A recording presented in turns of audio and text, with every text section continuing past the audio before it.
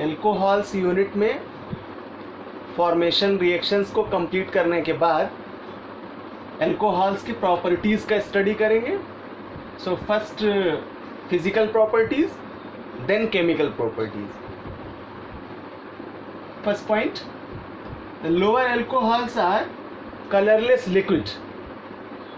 जो निम्न एल्कोहल्स हैं वे रंगहीन हैं और द्रव अवस्था में पाए जाते हैं. एग्जाम्पल जैसे methanol and ethanol. Burning taste, एल्कोहलों का टेस्ट यानी स्वाद तीक्ष्ण होता है. Specific smell, alcohols have specific smell. एल्कोहलों की जो ऑर्डर है या गंध है वो विशेष प्रकार की होती है, अर्थात ये विशेष गंध वाले होते हैं. मॉलिक्यूलर वेट इंक्रीज करने के साथ साथ एल्कोहल्स का जो ऑर्डर है या स्मेल है वो भी चेंज होता जाता है, अर्थात कुछ लो होता चला जाता है. Then fourth point, higher alcohols are smellless and wax like solid. उच्च श्रेणी के जो एल्कोहल्स हैं वे मोम के जैसे कठोर और ठोस प्रावस्था में पाए जाते हैं, सॉलिड स्टेट में पाए जाते हैं. Students, alcohols are soluble in water, easily mixable in water due to hydrogen bonding between water.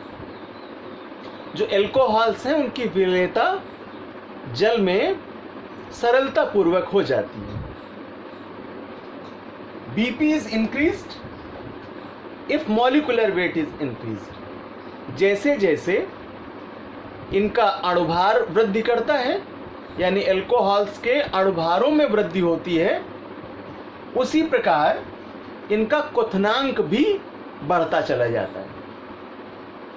Then now special points, alcohols are toxic in nature. एल्कोहलों की जो प्रकृति है वो विषाक्त होती है. Methanol and ethanols are directed affected the nerve system of human. तंत्रिका तंत्र को सीधे प्रभावित करने वाले एल्कोहल्स हैं, जबकि अणुभार बढ़ने के साथ साथ इनकी टॉक्सिसिटी और ज़्यादा बढ़ जाती है, यानी इनकी विषाक्तता और ज़्यादा बढ़ जाती है. अर्थात हायर एल्कोहल्स बहुत ही हानिकारक होते हैं. Now chemical properties of alcohols. एल्कोहलों के रासायनिक गुण केमिकल रिएक्शंस हैं, और ये केमिकल रिएक्शंस व्हाट हैपन व्हेन्स में पूछे जाने वाले हैं. आपको क्वेश्चन नंबर 6 और 7 यानी लॉन्ग क्वेश्चंस का जो ऑप्शन पार्ट है वहाँ पर आने वाले जो रिएक्शंस हैं उनमें से ये रिएक्शंस आपको मिलते हैं. सो केयरफुली लिसन मी.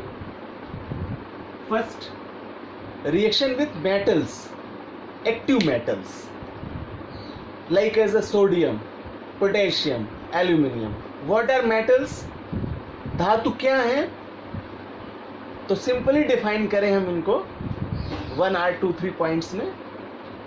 धातु वे हैं जो इलेक्ट्रॉनों का त्याग करते हैं, डोनेट देयर इलेक्ट्रॉन्स.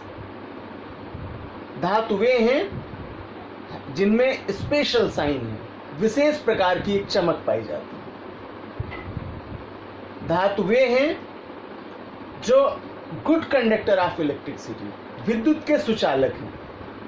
तो ये तो मेटल का डेफिनेशन हो गया. अब हम लोग यहाँ एक्टिव मेटल्स लेने वाले हैं. आपको बताऊं पीरियोडिक टेबल में first A group alkaline metals, second A group alkaline earth metals and third A group aluminium family और बोरॉन फैमिली में मेटल्स आते हैं. Suppose that sodium, potassium, aluminum. Lower alcohols react with metals like as sodium, potassium or aluminum. Then they subtract hydrogen gas यानी ये react करते हैं metals और hydrogen gas को यहाँ से रिलीज करते हैं H2 को। किस लिए? Due to the breaking of OH bonds, और प्रोडक्ट देते हैं उस मेटल का oxide, like as a sodium alkoxide. For example, methanol react with sodium metal to form sodium methoxide, single carbon, so meth, और O के लिए ऑक्सीटम use करते हैं, सो मेथॉक्साइड, एंड हाइड्रोजन को रिलीज करेगा in gas form. Now second example, ethanol react with potassium metal, then it makes potassium ethoxide, और sodium से रिएक्ट कराते तो सोडियम एथॉक्साइड का फॉर्मेशन होता और हाइड्रोजन यहाँ से सबस्ट्रैक्ट होता। So main product are sodium or metal alkoxide, जो भी हम मेटल लेंगे उसी धातु का एल्कोक्साइड प्राप्त होगा। Now second, esterification. This reaction is most important as a short notes.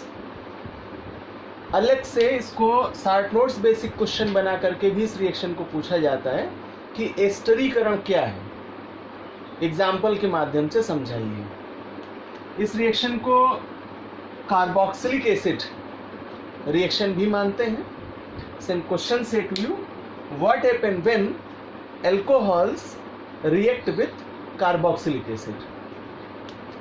तो कार्बोक्सिलिक एसिड का फार्मूला लिखते हैं हम लोग ग्रुप के लिए COOH, COOH। देन a carboxylic acid react with alcohol ROH in the presence of concentrated H2SO4, it makes esters. The esters are the main product of this reaction and water is subtracted. इस अभिक्रिया में ester प्रमुख उत्पाद के रूप में प्राप्त होते हैं। Suppose that example, CH3COOH acetic acid react with ethanol, यानी एस्टिक अम्ल की क्रिया एथिल एल्कोहल से कराते हैं in the presence of concentrated H2SO4, then it makes ethyl acetate and subtract water. तो इस अभिक्रिया में जो व्हाट हैपन व्हेन का क्वेश्चन होगा या how to you find out का क्वेश्चन होगा कि एस्टिक एसिड से एथिल एसीटेट कैसे प्राप्त करें।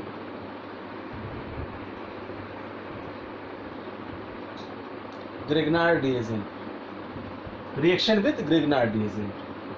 When alcohols react with Grignard reagent, then they make alkanes. यहाँ ग्रिग्नार्ड रिएजेंट का एल्किल ग्रुप हाइड्रोजन सबस्ट्रैक्ट करेगा जिससे एल्केनो का फॉर्मेशन होगा and magnesium hydroxy halide subtract होंगे।